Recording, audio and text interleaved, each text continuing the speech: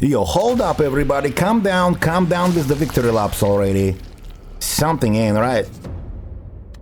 I see those videos popping up like California just dropped the ultimate gamer shield and we all gonna live happily ever after with our digital libraries. Protect Our Games Act. Finally, Ubisoft can't break the Crew 2.0 anymore. Bro, pump the brakes. Now, I'm 100% rooting for the AB1921 bill to actually pass in strong form, and I'm riding hard with the Stop Killing Games movement. They're doing God's work. But let's be real for a second before we start popping champagne. Here is the savage truth. They're calling it the Protect Our Games Act, introduced by Chris Ward back in February. Tweaked again in early April. On paper, the idea is solid as hell. For server-connected games, you know, the ones that phone home to the publisher servers, companies gotta give you 60-day heads up in-game and on their website, telling you exactly when shit's going offline, what features die, any security risks after, and what your options are. And then, when they flip the kill switch, they have to do one of these.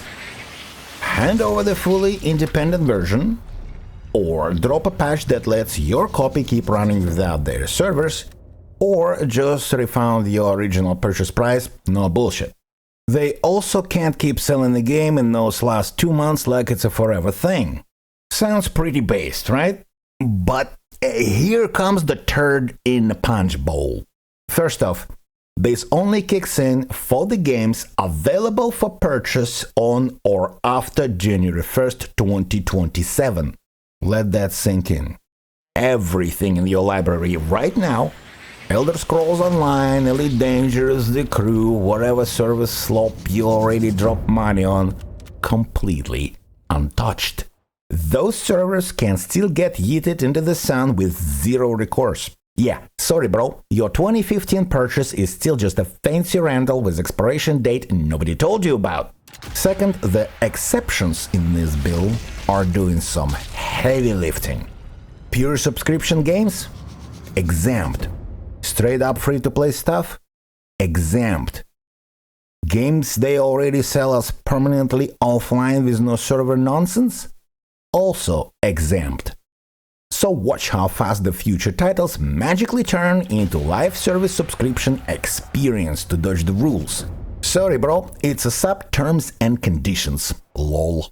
And even if the game falls under it, you are not getting eternal ownership. You are getting a fighting chance at an offline patch or your money back. Is that consumer protection? Yes. Is that a Magic Games Forever wand? No. Now the fun part. Something that I avoid like a bubonic plague. Politics.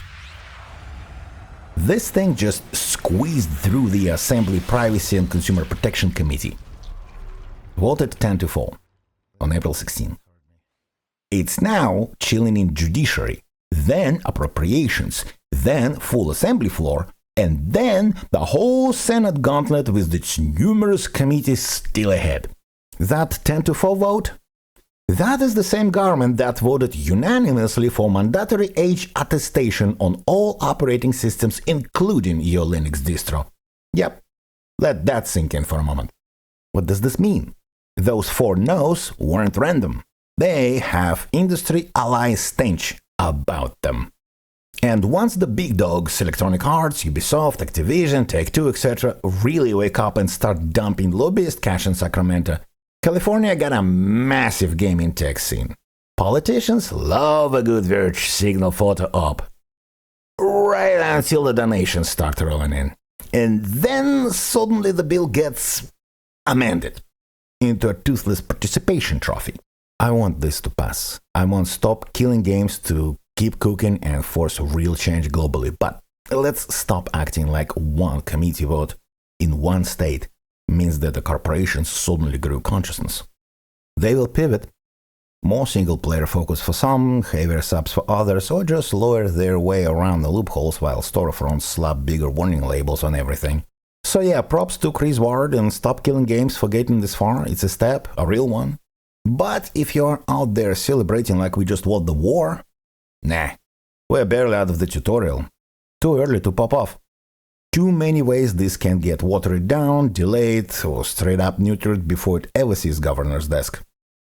Stay skeptical, keep the pressure on. We are fighting for games that don't vanish the second the quarterly earnings call goes sideways. Not for participation ribbons. Now let's see if this thing can actually grow some teeth, or turns into another polite suggestion the industry can ignore. That's all. Don't get captured.